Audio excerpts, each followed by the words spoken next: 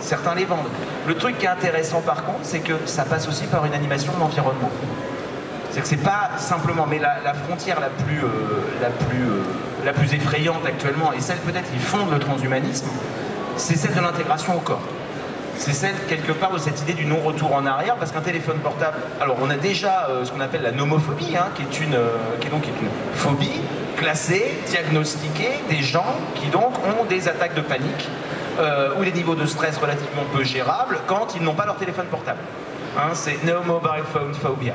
J'ai oublié mon téléphone portable, donc j'ai une attaque. Je ne suis pas bien du tout. Donc, on est déjà, en tout cas psychologiquement, extrêmement dépendant de la chose. Google a essayé de vendre des Google Glass il n'y a pas très longtemps. Ça n'a pas marché. Ça n'a pas marché simplement pour deux raisons. Un, le design n'était pas génial, donc on ne se voyait pas porter ça. Et deux, il y avait aussi une espèce de côté de peur de voir Black Mirror se réaliser et d'inquiétude sur la manière dont ça allait modifier directement notre rapport aux autres et une société dans laquelle on se filmerait tout le temps, avec un certain malaise. Et on était juste aux lunettes. C'est-à-dire que de manière très physique, dès qu'on commence à se rapprocher des limites du corps et à se dire qu'on ne va pas pouvoir les enlever, là on a une limite inquiétante qui pour moi, inquiétante pour certains, appelée de leur vœu par des transhumanistes, et c'est là pour moi je joue le point d'achoppement où on parle de transhumanisme, pas simplement d'extrapolation sur des scènes de SF. Je voulais juste revenir sur un point que tu as évoqué, sur la conception du monde qui a changé par l'apparition des nouveaux sens. Il y a aussi un changement qui est assez important, à mon avis, c'est le changement dans notre perception de soi. À partir de, par exemple, les médias sociaux et ces sens de l'extérieur qui nous impactent.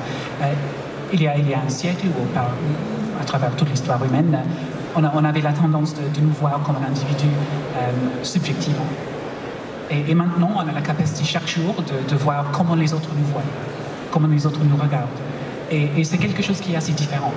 On est maintenant médiatisé nous-mêmes dans un environnement qui est sensoriel, mais aussi impersonnel, c'est plus social, cet environnement. Et ça va devenir beaucoup plus aigu, beaucoup plus sévère quand nous commençons à voir les implants sensoriels, les implants neuronaux, les implants optiques, pour qu'on puisse, par exemple, partager les sens d'autres gens. On va pouvoir, par exemple, recevoir les transmissions de quelqu'un qui parle avec nous. Alors, les impressions que notre interlocuteur a de nous au moment que nous parlons. Et ça va changer beaucoup, a priori, bien sûr, la façon dont on interagit avec l'autre genre, mais aussi notre sens d'identité personnelle aussi. Il y aura, et c'est ça, peut-être, pour moi, qui me inquiète, c'est pas exactement le mot, mais qui me frappe plus que le fait d'avoir un implant dans ma tête, c'est plutôt d'avoir mon identité changée par l'expérience d'interagir avec les autres, par cette nouveau...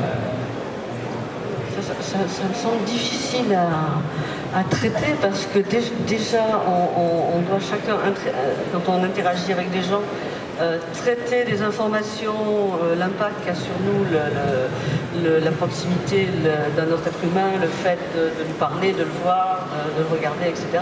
Si en plus on doit avoir le retour de la façon dont lui nous perçoit, je ne sais pas si notre cerveau est assez rapide pour intégrer tout ça et pour en tirer quelque chose. Mais c'est intéressant comme idée. Ce que j'ai fait moi dans la saison des singes et l'Empire du sommeil, c'est de penser que justement comme des gens peuvent être reliés, leur cerveau et leurs sens peuvent être reliés, ils permettent de former une entité collective, et de cette entité collective, de ces 5 personnalités, naît une entité unique qui est en fait le vaisseau spatial qui peut voyager. Donc il y a une sorte d'être qui existe à des niveaux différents. Ce qui rend les choses un peu compliquées quand il y a des dialogues. Mais c'est intéressant aussi à faire. Ça a été intéressant à faire.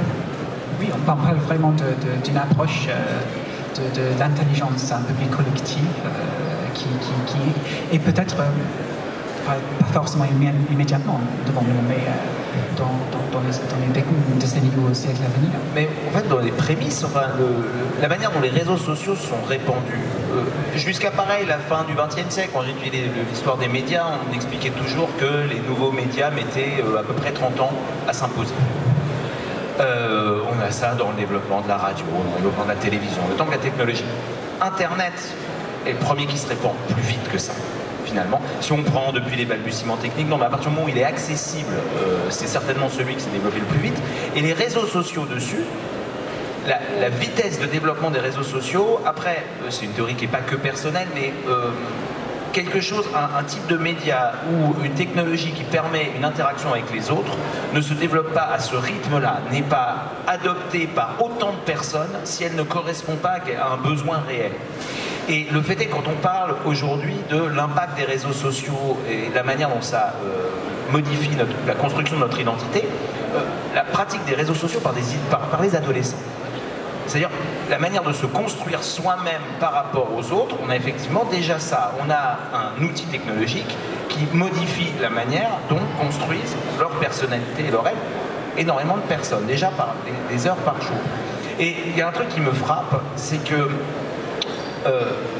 c'est la manière dont finalement cette pratique sociale reflète énormément de découvertes ou de redéfinition de l'être humain contemporaine. Pour moi, il n'est pas du tout anodin qu'on commence à avoir cette espèce de fonctionnement, en tout cas, qui est à la fois fantasmé et à la fois très réel et très quotidien, mais d'identité collective, de fonctionnement, et que ce soit dans les mêmes périodes, que tout d'un coup, on commence à redéfinir l'humain et le rôle de son microbiote sur sa psychologie. Où on se rend compte que quand on modifie la flore intestinale, qu'on redéfinit comme des colonies de bactéries, et le fait de redéfinir l'humain comme un être semi-collectif, de l'intérieur à l'extérieur, c'est à la même période. On se rend compte que voilà, quand on traite des rats avec des antibiotiques et du coup qu'ils se retrouvent presque tout seuls à ne plus avoir toutes les colonies qui sont dans leur intestin pour penser avec eux, que les rats sont beaucoup moins prudents. Qu'ils ont un comportement où ils vont moins sauvegarder leur propre vie.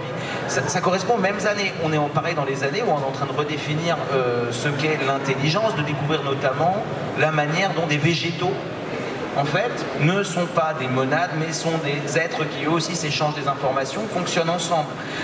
Et c'est dans la même période, voilà, on est en train aussi de redéfinir, ou de porter en tout cas un autre regard, où effectivement cette idée de l'être comme étant un être seul, ou en tout cas qui est une unité première, finalement on commence à la remettre en cause au moment justement où à l'extérieur ce genre de pratique se développe.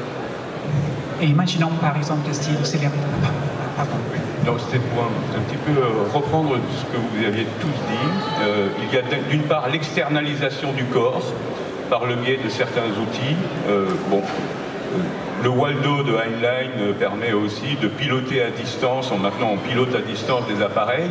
Et le fait même de les éprouver en tenant un objet, une manette, on est en train de faire un travail qui peut être quelque chose de très distant. Donc là, nos propres sens sont projetés à l'extérieur.